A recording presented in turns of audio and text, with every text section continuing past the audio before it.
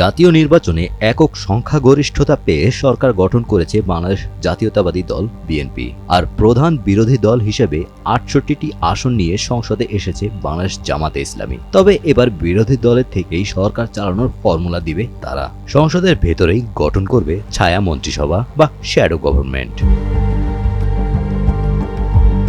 ছায়া মন্ত্রিসভা কি আসলে সাংবিধানিক সরকার?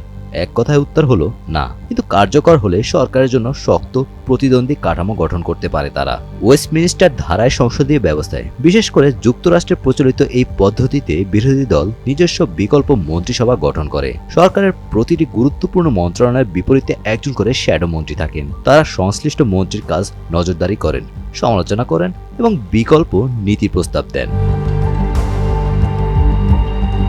তবে শুধু সমালোচনা নয়, বাজেট থেকে শুরু করে সব বিষয়ে পরিকল্পনা দিবে জামাত ইসলামী। দলটির নেতারা জানিয়েছেন তারা কেবল সরকারের ভুল ধরবে না, বরং বাজেট সহ গুরুত্বপূর্ণ নীতির বিকল্প প্রস্তাব দিবেন এবং বাস্তবায়নের রূপরেখাও তুলে ধরা হবে। তাদের লক্ষ্য থাকবে সংসদের জবাবদিহি ও নীতিগত বিতর্ক জোরদার করা। নির্বাচিত সংসদ সদস্যরাই নয়, বরং বিশেষজ্ঞদের দিয়ে এই ছায়া সংসদ গঠন করবে জামাত ইসলামী। একজন শ্যাডো মন্ত্রীর পাশাপাশি কোথাও প্রতিমন্ত্রী, উপমন্ত্রী, কনসালটেন্ট, গবেষক ও মুখপাত্র থাকতে পারেন।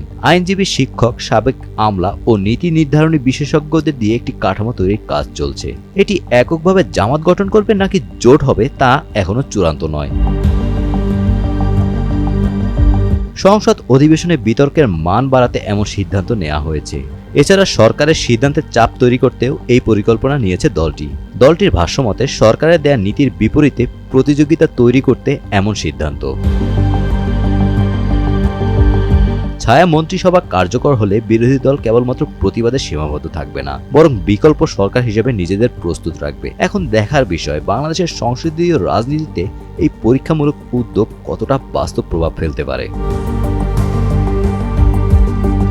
Golam Rabbani, Times today.